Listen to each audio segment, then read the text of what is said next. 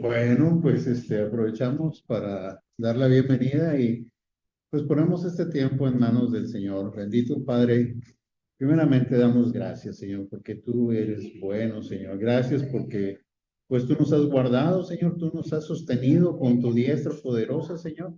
Y estamos esta noche aquí reunidos, Señor, en tu nombre, reunidos, Padre, para escudriñar tu palabra, Señor. Te pedimos que abras nuestro entendimiento, Señor, para que tú nos enseñes, Señor, esta noche, Señor. Revélanos tu palabra, Señor, y guíanos, Señor. Que tu Santo Espíritu se mueva con poder, Señor. Que nuestros corazones estén dispuestos, Padre, y sensibles a tu voz, Señor. En el nombre de Jesús ponemos este tiempo en tus manos. Amén. Amén. Bueno, mis hermanos, pues seguimos con en la primera carta de Tesalonicenses. Tesalonicenses era una iglesia que Pablo tenía un aprecio muy especial. Era una iglesia que él visitó después de haber padecido mucho en Filipos. Les platico esto rapidito, es el contexto. Cuando él llega a Filipos, que era la primera provincia de Macedonia, este, pasa un suceso eh, que iba siguiéndolo una mujer que tenía espíritu de adivinación. Y Pablo voltea y en el nombre de Jesús echa fuera al espíritu de adivinación y pues los dueños, los amos de esta esclava, se enojan mucho, van y lo prenden, pero se hace un alboroto tremendo en la ciudad. Se levanta la ciudad y los llevan presos, ¿verdad? Les rompen sus vestidos y es azotado en Filipos, en la cárcel lo meten ahí junto con Silas y están esposados, están en un cepo, le llaman allá en lo más profundo de la prisión. Y cuenta la palabra del Señor en el libro de los Hechos, este suceso, que a medianoche ellos están cantando, ¿verdad? ¿Y qué pasa? Viene un terremoto y se siembra, se conmueve la prisión y sus cadenas y todo, son liberados, pero no escapan, ellos se quedan ahí en la prisión. Llega el carcelero asustado que ya se habían escapado los presos y pues eso le costaba la vida a él. Y los encuentra ahí. Ya se iba a matar y Pablo le grita que no, ahí estamos todos. Y ahí nosotros conocemos que él va y limpia sus heridas y dice, ¿qué haré para ser salvo? Y dice, no, pues cree en el Señor Jesucristo y serás salvo, tú y tu casa. Y los lleva a su casa y ahí les predican y todos los de su casa creen y son bautizados y son hechos salvos, ¿verdad? Pero volviendo a lo que padecieron, fue casi un linchamiento lo que vivió Pablo en Filipos. Por eso, cuando nosotros vemos 1 Tesalonicenses capítulo 2 dice, pues habiendo antes padecido y sido ultrajados en Filipos, como sabéis, tuvimos de nuevo a nuestro Dios para anunciaros el Evangelio de Dios en medio de gran oposición. ¿Qué había pasado, mis hermanos? Acuérdense que él nada más estuvo 3 semanas en Filipo. ¿Qué había pasado? Bueno, en Tesalónica, perdón. Estas gentes de Filipo lo siguen hasta Tesalónica y ahí alborotan otra vez a la ciudad, ¿verdad? Y y él tiene que salir de Tesalónica, pero queda su corazón muy angustiado, muy angustiado. Vamos a ver cómo empieza un poquito antes del capítulo 3. En el verso 2:17 dice, pero nosotros hermanos separados de vosotros por un poco de tiempo, les está escribiendo Pablo a la iglesia de Tesalónica. Dice, de vista, pero no de corazón, tanto más procuramos con mucho deseo ver vuestro rostro, por lo cual quisimos ir a vosotros, yo, Pablo, ciertamente una y otra vez, pero Satanás nos estorbó. Y platicábamos la semana pasada que Dios gobierna sobre toda situación y a veces permite que el enemigo nos estorbe porque el plan de Dios es otro. Y créanme que fue una bendición tan grande que Satanás haya estorbado a Pablo, porque si no, no hubiera escrito esta carta, si no, no la estuviéramos leyendo esta noche, si no, no hubiéramos sido bendecidos millones de creyentes que a través de los años, de más de 2000 años, podemos ser edificados y confortados con esta carta. Entonces, lo que a lo mejor en aquel tiempo pudo haber parecido una oposición seria a que Satanás haya estorbado a Pablo, la verdad es que fue una bendición para que llegara a nuestros días esta carta. Comenzamos ahora sí el capítulo 3.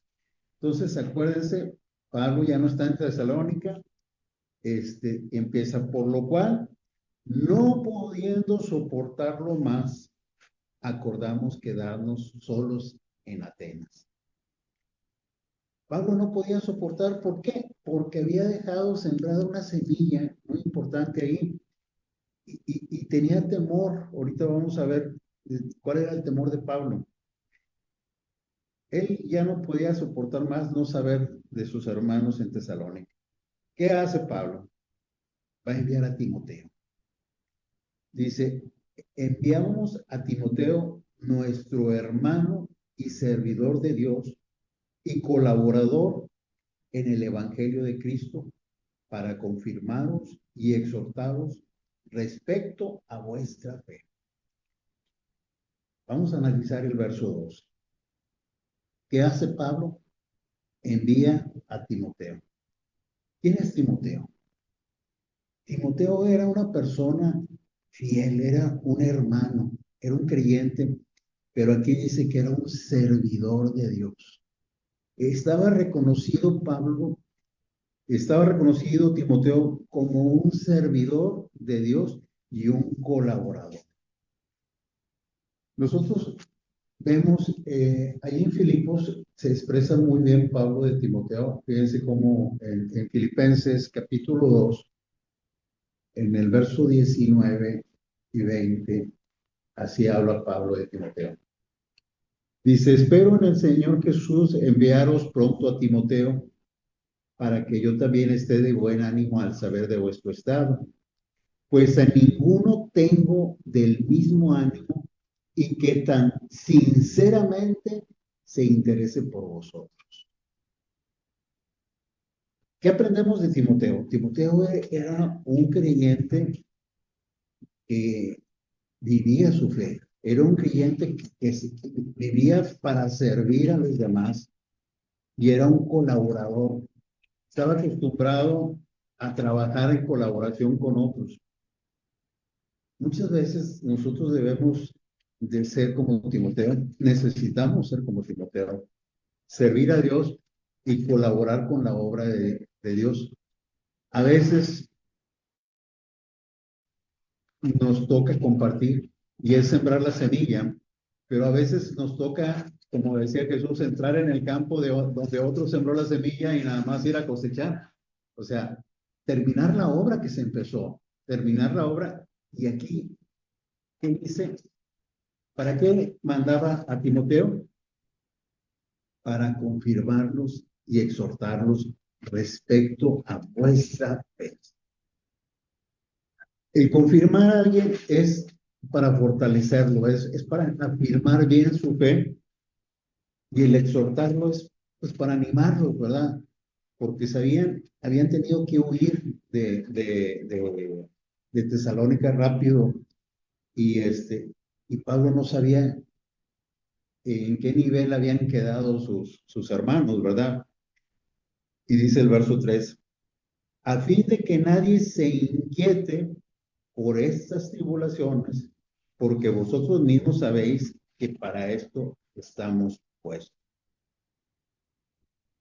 para que nadie se inquiete, pues para que nadie se perturbe, ¿verdad? Para que nadie se piense, porque acuérdense que trataban siempre de desacreditar a Pablo.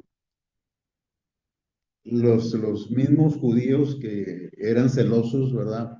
Tenían envidia porque cuando Pablo predicaba, se venían multitudes y de repente les dieron celos, ¿verdad? Y trataban de contradecir todo lo que decía Pablo. Entonces, sí era importante mandar a alguien.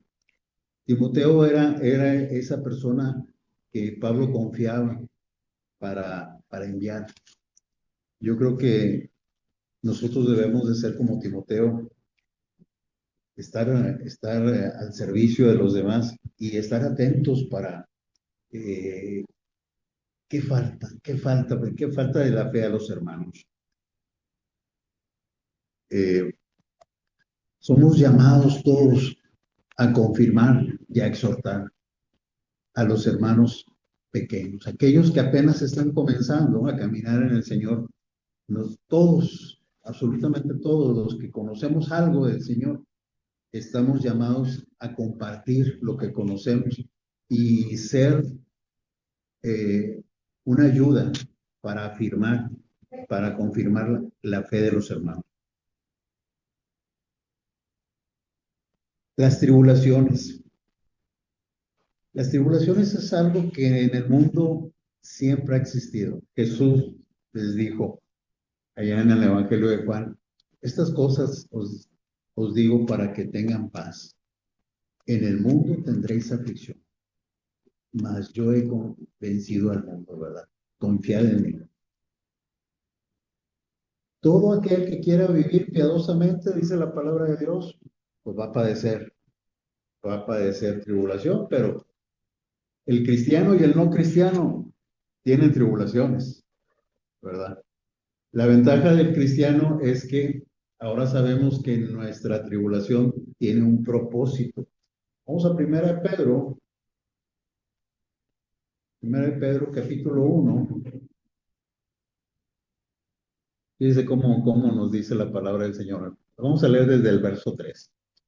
Así está escribiendo Pedro.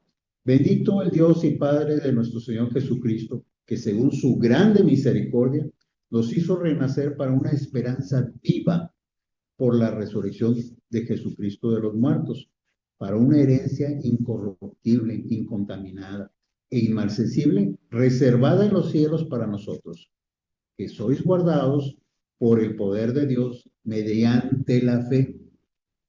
Aquí acuérdense que la inquietud de Pablo era cómo estaba la fe de sus hermanos en Tesalónica.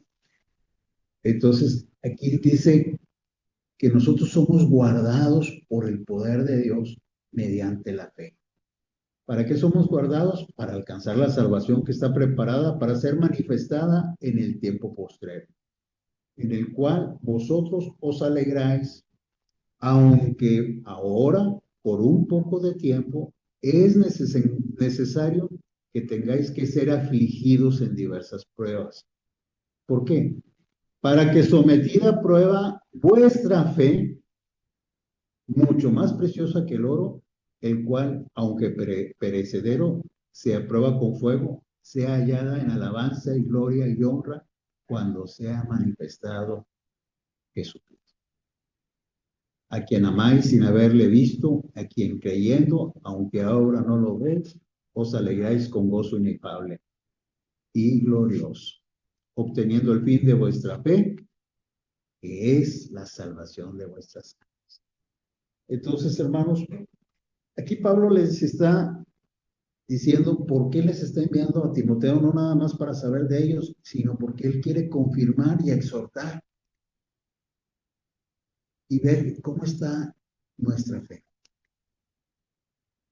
Muchas veces compartimos algo más, mis hermanos, y qué bueno, pero tenemos que darle seguimiento, tenemos que dar lo que estamos haciendo ahorita, discipular, porque al discipular traemos claridad a nuestro corazón de la palabra de Dios y nuestra fe se empieza a fortalecer, se empieza a afirmar cada vez más. Porque al hablar la palabra de Dios, no es la persona que está hablando, es Dios mismo hablando a través de los hermanos que comparten la palabra. Cuando tú estás escuchando, estamos leyendo, estás escuchando la voz de Dios, no la voz de la persona que está leyendo. Porque este es el corazón de Dios, que tú crezcas y seas confirmado en la palabra. Y luego dice el verso 4. Porque también, estando con vosotros, os predecíamos que íbamos a pasar tribulaciones, como ha acontecido, y sabéis. Pablo sabía que el camino del Señor está, están presentes las tribulaciones. Las tribulaciones prueban nuestra fe, pero también las tribulaciones nos hacen crecer, ¿verdad? Y lo dice el 5, por lo cual también yo, no podía, pudiendo soportar más, imagínense la angustia de Pablo, ¿cómo estaba? Envié para informarme de vuestra fe. Los ojos de Pablo, el corazón de Pablo estaba en cómo estaba la fe de los hermanos.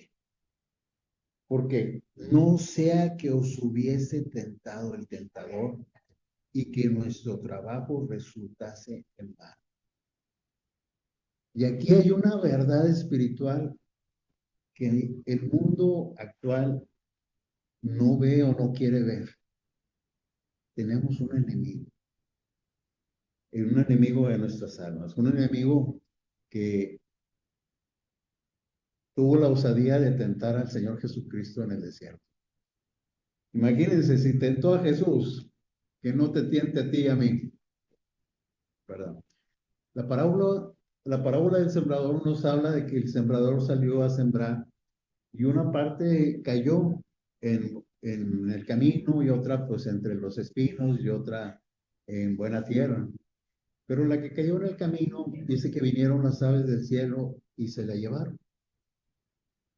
Cuando le explica esta parábola a sus discípulos ya en privado, dice que cuando alguien escucha la palabra de Dios, la puede escuchar y con gozo, pero ¿qué pasa? Viene el enemigo y se roba esa semilla, esa palabra. Esa es una realidad cuando tú y yo compartimos a alguien por primera vez. Ten la seguridad de que el enemigo está enojado y va a venir a querer robar la palabra. Por eso es importante dar seguimiento, por eso es importante seguir creciendo en el conocimiento de la palabra, ¿verdad? Por eso dice, no sea que hubiese venido el tentador y que nuestro trabajo resulte vano. La palabra vano quiere decir vacío, que no haya fruto, que no haya crecimiento, ¿verdad? Que no haya una manifestación de lo que Dios ha hecho, que es la salvación. Entonces, acuérdense que el enemigo solamente viene a robar, matar y destruir. Él quiere robarnos. Cuando tú sales de la iglesia el domingo, sales muy contento y gozoso. Y la palabra que dieron el domingo pudo haberte puesto a meditar. Pero ¿qué pasa el domingo en la tarde, en la noche o el siguiente día en la mañana? Se te olvida. O ya no te acuerdas. ¿Qué pasó? Tal vez tú dices, pues es que no, se me olvidó. No, no se te olvidó. El enemigo vino y te robó la palabra. Por eso hay que guardarla bien en nuestro corazón. Fíjense lo que nos dice 2 de Corintios, capítulo 4, versículo 4. Bueno, desde el 3. Pero si nuestro evangelio está aún encubierto, entre los que se pierden está encubierto, en los cuales el Dios de este siglo cegó el entendimiento de los incrédulos para que no les resplandezca la luz del Evangelio de la gloria de Cristo, el cual es la imagen de Dios. Entonces, mis hermanos, qué importante que nosotros demos seguimiento. Y aquí vamos a ver lo que hace Pablo. Él no puede ir, envía a Timoteo. Viene Timoteo, dice el verso 6, pero cuando Timoteo volvió de vosotros a nosotros y nos dio buenas noticias de vuestra fe, amor, y que siempre nos recordáis con cariño, deseando vernos como también nosotros a vosotros.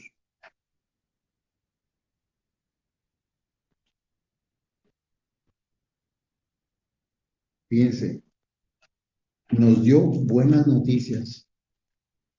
¿Qué son buenas noticias? El Evangelio son buenas noticias.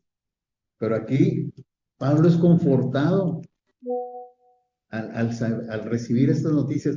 Fíjense cómo empieza esta carta.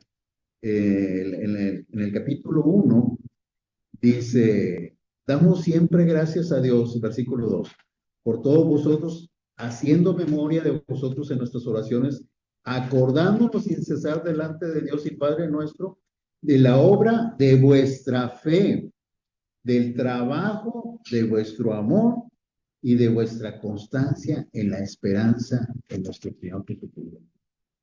¿Verdad? Y aquí es como al recibir la noticia de Timoteo, pero cuando Timoteo volvió de vosotros a nosotros y nos dio buenas noticias de vuestra fe y amor, que siempre nos recordáis con cariño, deseando vernos como también nosotros a vosotros.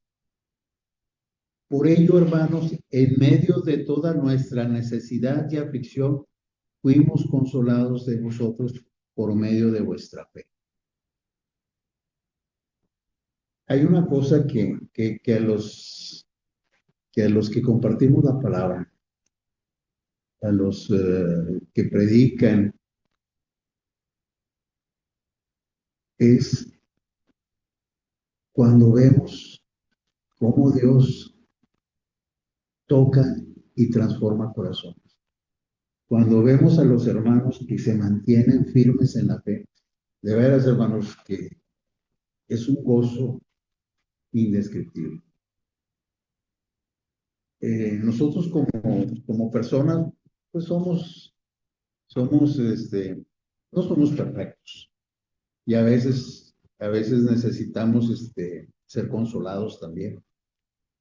Pero créanme, hermano, cuando vemos la iglesia, que la gente va con gozo, cuando vemos cómo Dios está transformando los corazones de los hermanos, cuando vemos que estos hermanos caminan con Dios, cuando vemos su fidelidad,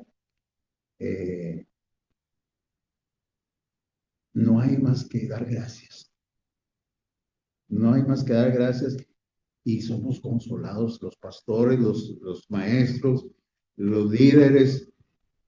Créanme, mis hermanos, que necesitamos también a veces ver que la obra que hacemos no es en vano, que ustedes sean fieles al Señor, porque ese es nuestro gozo, no para gloriarnos nosotros, sino para decirle al Señor, mira Dios, tus hijos, tus ovejas, ¿cómo van detrás de ti? ¿Cómo están escuchando tu palabra? ¿Verdad? Por eso dice Pablo, dice, por ello, hermanos, en medio de toda nuestra necesidad y aflicción, fuimos consolados de vosotros por medio de vuestra fe. Qué bonito es cuando vemos que la fe que de los hermanos se manifiesta en obras, cuando vemos que la fe de los hermanos se manifiesta en vidas transformadas, en corazones que sirven a Dios, ¿verdad? Eh, ¿Cómo vemos cuando vemos vidas rescatadas, matrimonios rescatados, restaurados, ¿verdad? Cuando vemos personas restauradas no solo en lo físico, sino en lo emocional, en lo espiritual, ¿verdad? Por eso dice el 8, porque ahora vivimos y vosotros estáis firmes en el Señor. Pablo estaba angustiado por no saber de sus hermanos en Tesalónica. Por eso dice, ahora vivimos si vosotros estáis firmes en el Señor. Por lo cual, ¿qué acción de gracias podremos dar a Dios por vosotros? Como diciendo, ¿qué más podemos decir? Por ustedes damos gracias a Dios con todo el gozo con que nos gozamos a causa de vosotros delante de nuestro Dios. ¿Qué es lo que debemos de hacer? Orar. Orando de noche y de día, dice el versículo 10. Con gran insistencia para que veamos vuestro rostro y completemos lo que falta de vuestra fe. Aquí vemos una oración bien precisa. A veces oramos recordando a alguien y pedimos que Dios lo bendiga, Dios lo guarde, que Dios le prospere. Está bien. Pero aquí, ¿cómo era la oración de Pablo? Era constante, dice de noche y de día. Está hablando que él permanecía en oración con gran insistencia. Y dice la característica de la oración, de noche y de día con gran insistencia. ¿Y qué era lo que pedía? Para que veamos vuestro rostro y completemos lo que falte de vuestra. Esa es una oración con propósito. ¿Qué necesitan mis hermanos? Así debemos de orar también unos por otros. ¿Qué nos falta? ¿En qué te puedo ayudar, hermano? ¿Qué puedo hacer por ti? Acuérdense que nos edificamos los unos a los otros cuando nos reunimos, cuando la iglesia se reúne en el Señor.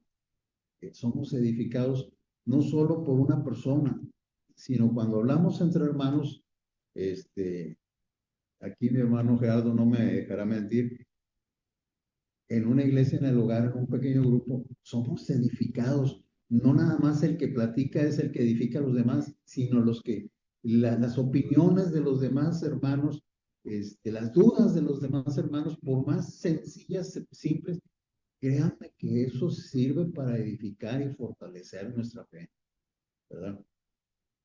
Por eso les decía, la oración con propósito, una oración con propósito de día y de noche, con gran insistencia, para podernos juntar y completar lo que falte de vuestra fe. Mas el mismo Dios y Padre nuestro y nuestro Señor Jesucristo dirija nuestro camino a vosotros. Aquí me llamó la atención una palabra, dirija. Podría haber dicho el Dios y Padre nuestro, Dios y el Padre nuestro, el mismo Dios y Padre nuestro y nuestro Señor Jesucristo dirijan, pero no dice dirijan, dice dirija. ¿Por qué? Porque el Padre y el Hijo uno son, ¿verdad? Entonces, aquí vemos el Espíritu Santo también va incluido en esta oración. ¿Y cuál es la siguiente oración? El Señor os haga crecer y abundar en amor. Fíjense, esta iglesia era caracterizada por su trabajo en el amor, su constancia en el amor, su trabajo en la fe, ¿verdad? La fe los ponía a obrar y el amor les permitía hacer obras, la obra de vuestra fe, el trabajo de vuestro amor, la constancia en la esperanza. Entonces, la oración de Pablo era que el Señor haga crecer y abundar en amor unos para con otros y para con todos, como también lo hacemos nosotros con vosotros. Este es el sello del cristiano, el amor. Jesús les decía a sus discípulos, en esto conocerán que son mis discípulos, que os améis los unos a los otros. Un cristiano que no manifiesta el amor, cuidado, cuidado, algo está estorbando el fluir. Romanos 5 nos dice que el amor de Dios ha sido derramado ya en nuestros corazones a través del Espíritu Santo. Dios es amor. No podemos decir que amamos a Dios y estamos aborreciendo al hermano. Eso no es correcto. Nosotros debemos de manifestar el amor de Dios en nuestras vidas, amando a los unos a los otros, para que sean afirmados vuestros corazones,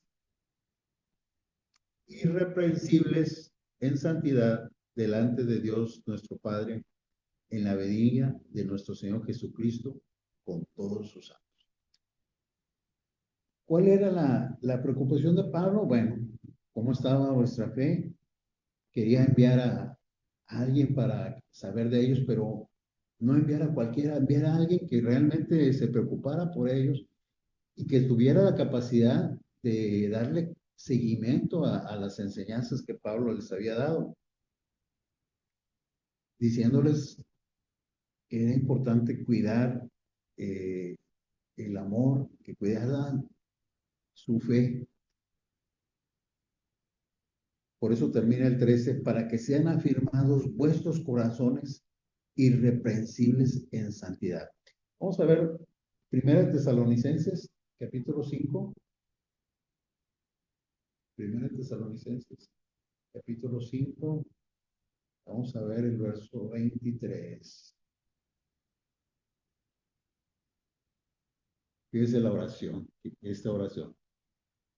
Y el mismo Dios de paz os santifique por completo y todo vuestro ser, espíritu, alma y cuerpo, sean guardados irreprensibles para la venida de nuestro Señor Jesucristo. Fiel es el que os llama, el cual también lo hará. Confiar completamente en Dios. Confiar completamente en Dios. Pero qué importante que nosotros guardemos también los corazones de nuestros hermanos, exhortándolos, animándolos, ¿verdad? Fortaleciéndonos unos a otros. La batalla espiritual, mis hermanos, es una realidad. La batalla espiritual dice que la palabra de Dios en Efesios que no tenemos lucha contra carne y sangre. El enemigo es real. Tenemos un enemigo real que a veces el cristiano moderno a veces no le presta atención o a veces le presta atención de más. Pero, ¿qué tenemos que hacer? ¿Cómo dice el Señor que lo manejemos? Sí, nos da la armadura de Dios, nos da el escudo de la fe, nos da la espada del Espíritu, ¿verdad? Para mantenernos firmes, para resistir el día malo. La forma más efectiva de hacer la batalla espiritual es hacer lo que Dios te dice que hagas. Sométanse a la mano poderosa de Dios, o sea, haz la voluntad de Dios y resiste al diablo y él va a huir. Cuando tú estás en la voluntad de Dios, cuando tú estás obedeciendo a Dios y estás en Cristo, el enemigo no tiene nada absolutamente que hacer en tu vida. No tienes que tener temor del enemigo, claro, tienes que tener cuidado, Tienes que tener cuidado de que no te robe, como cuando tú vas al centro y guardas de la cartera en otra parte que no te la vayan a quitar, porque el ladrón anda alrededor de nosotros. Lo mismo pasa espiritualmente. El comentario que les hice de la iglesia el domingo es muy cierto. Muchas veces no nos damos cuenta y preguntamos, o nos preguntan, y la semana pasada, ¿de qué se habló? Ah, caray. Nada más dos o tres levantan la mano y los demás se quedan calladitos como que les da temor y que, es que no me acuerdo bien y que se me quedó algo. Pero créanme que es parte de la batalla espiritual. Es parte de la batalla espiritual. Aquí habla de la venida del Señor Jesucristo. Dice, para que sean afirmados vuestros corazones irreprensibles en santidad delante de Dios, nuestro Padre, en la venida de nuestro Señor Jesucristo con todos sus santos. Las cartas de Tesalonicenses son las que más hablan de la segunda venida. Les voy a hacer un pequeño resumen. Esta copita. Capítulo 1. Fíjense, en todos los capítulos se hace una mención. Capítulo 1, verso 10. Aquí está hablando de que debemos de servir a Dios, ¿verdad? Dice el verso 10, y esperar de los cielos a su Hijo, al cual resucitó de los muertos, a Jesús, quien nos libra de la ira venidera. Que dice, esperar de los cielos a su Hijo. Ahí está hablando, vamos a esperar a que venga Jesús. En el capítulo 2, en el versículo 19, dice, por lo cual es nuestra esperanza o gozo o corona de quien me glorié, no lo sois vosotros delante de nuestro Señor Jesucristo en su venida. Cuando Él venga, nos vamos a gozar de las personas que les compartimos la palabra de Dios. Van a ser nuestra corona. Mira, Señor, le hablé de ti, tú lo salvaste. Te escuchó. Aquí en el 3, en el 13, dice, para que sean afirmados vuestros corazones irreprensibles en santidad delante de Dios nuestro Padre en la venida de nuestro Señor Jesucristo con todos sus santos. Me voy a adelantar tantito al 4, verso 15, por lo cual os decimos esto en palabra del Señor, que nosotros que vivamos, que habremos quedado hasta la venida del Señor, no precederemos a los que durmieron. Y ya sigue, porque el Señor mismo con voz de mando, con voz de arcángel y con trompeta de Dios, descenderá del cielo y los muertos en Cristo resucitarán primero. Luego nosotros los que vivimos, los que hayamos quedado, seremos arrebatados juntamente con ellos en las nubes para recibir al Señor en el aire. Y así estaremos siempre con el Señor. Y por último, en el capítulo 5, los primeros dos versículos dice, pero acerca de los tiempos y las ocasiones no tenéis necesidad, hermanos, que yo os escriba, porque vosotros sabéis perfectamente que el día del Señor vendrá así como ladrón en la noche. Entonces, nos deja ver aquí un panorama completo de cómo el creyente, a pesar de que recibió muy poca instrucción, cayó en buena tierra esa semilla y germinó y dio fruto que fue evidente a las naciones, a las ciudades que estaban alrededor de Tesalónica. Y Pablo decía que era manifiesto la obra de vuestra fe, el trabajo de vuestro amor y la constancia en la esperanza en nuestro Señor Jesucristo. ¿Cuántas veces piensas tú en la venida del Señor Jesús?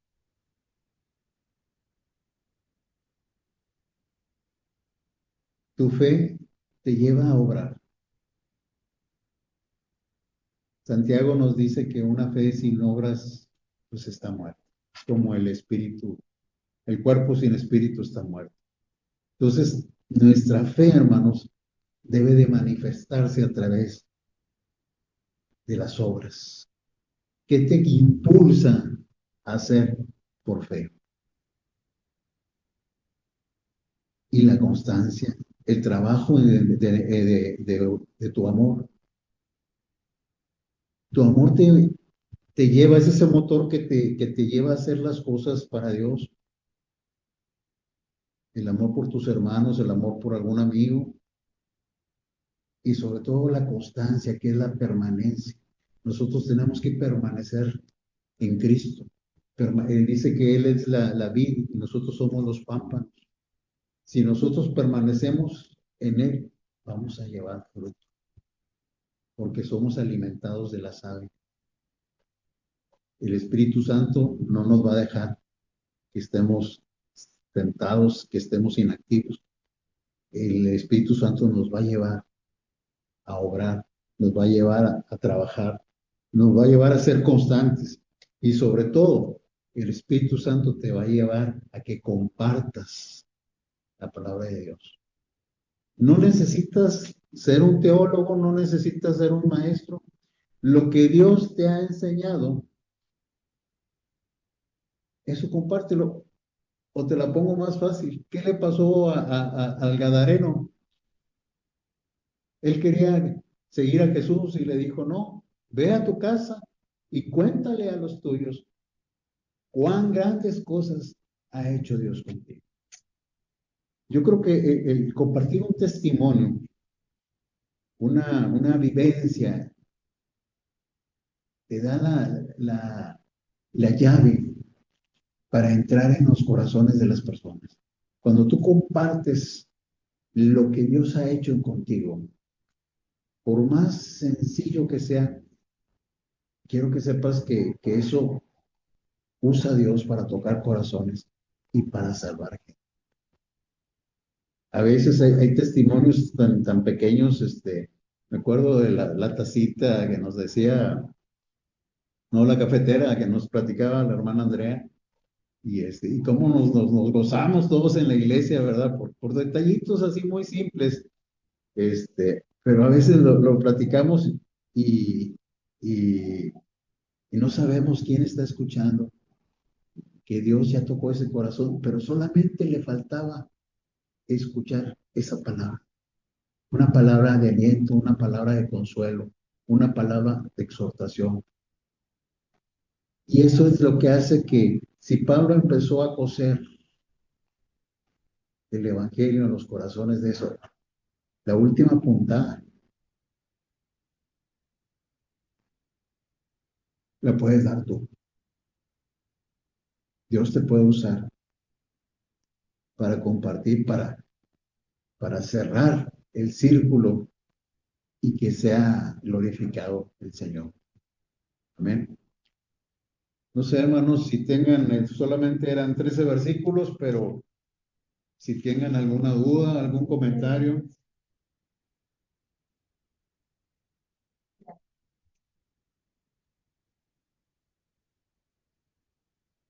pueden abrir su micrófono.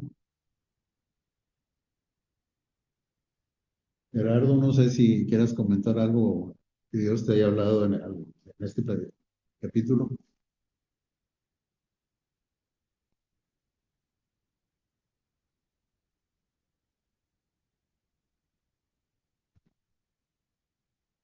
No, hermano, todo bien.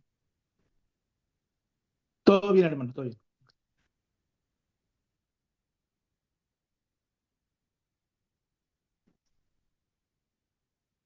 La oración de Pablo en esta carta, ¿verdad? Era de que este, él anhelaba estar ahí con ellos, ¿verdad? La verdad, Pablo era una persona con una unción, ¿verdad? Del Señor, una intimidad, un pastor, ¿verdad? Y un apóstol, ¿verdad? Un evangelista, ¿verdad? Un siervo de Dios con una unción. Y él quería estar con ellos para, pues, decirle tantas cosas que el Señor ponía en su corazón, ¿verdad? Quería, anhelaba estar ahí en la presencia de estos, pues pasar algo de sabiduría que el Señor le daba, ¿verdad? y autoridad para poder compartir la palabra, ¿no? Es como un pastor que quiere y un apóstol que quiere ir a compartir lo que trae en el corazón y anhelaba a esas personas que le había compartido, pues poder estar con ellos, ¿verdad? Para pasar unción, ¿no? Una unción, imposición de manos, ¿verdad? Que era tan tremendo, ¿verdad? La unción del Espíritu Santo en él, ¿verdad? Es una de las cosas que él anhelaba. Otra cosa que puedo ver es cómo habla de que abunden en el amor, ¿verdad? Es una de las cosas que crezcan, que se amen, ¿verdad? Es una de las cosas que constantemente les dice a los tesalonicenses Pablo, ¿verdad? Que abunden en amor, ¿verdad? La verdad, esa es una de las cosas principales, ¿verdad? Si no las principal, que es que sus discípulos se amen unos a otros, ¿verdad? Para que se demuestre, para que la gente vea, ¿verdad? Cómo el Señor transforma los corazones y hacen que nos amemos, ¿verdad? Los unos a los otros. O sea. Y una cosa última que vemos, es lo que estaba comentando mi hermano Ricardo, el afirmarlos, ¿no? El confirmar ahí, ¿verdad? El afirmar que vivan en santidad, ¿verdad? Que en la espera de, como decía el último Ricardo, de la segunda venida, que estemos preparando, que estemos en el proceso de santificación, que vayamos ahí para que estuviéramos fuertes en las tribulaciones, ¿verdad? Entonces yo creo que es algo que yo puedo ver, que lo que compartió Ricardo en esto y se me quedó, ¿verdad?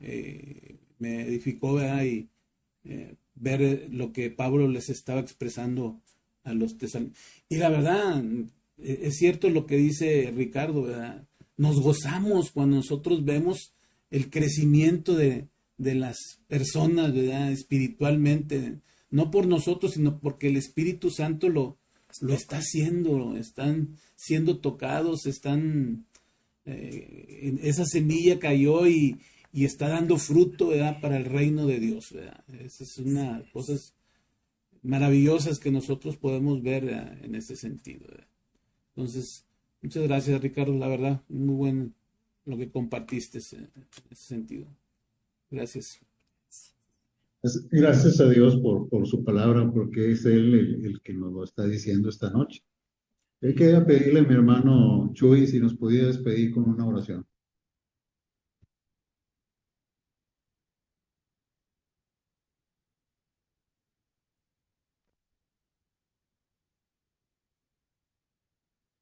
Sí. Muchas gracias, Señor, por esta noche, Señor. Gracias por permitirnos oír tu palabra, Señor. Gracias, Señor, porque es buena, agradable y perfecta, Padre Santo. Nos enriquece, nos fortalece, Señor, y gracias por usar a mis hermanos en esta noche, a mi hermano Ricardo, Señor, para que nos trajera estas palabras, Señor, que nos las confortan, Señor, y que nos fortalecen en nuestra fe, Señor.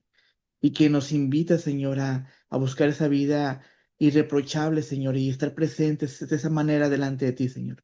Gracias, Señor, por tu palabra. Te pedimos, Señor, que haga y dé el fruto que tú quieres, Señor. Te bendecimos y te amamos, bendito Señor. Gracias en el nombre de tu Jesús. Amén.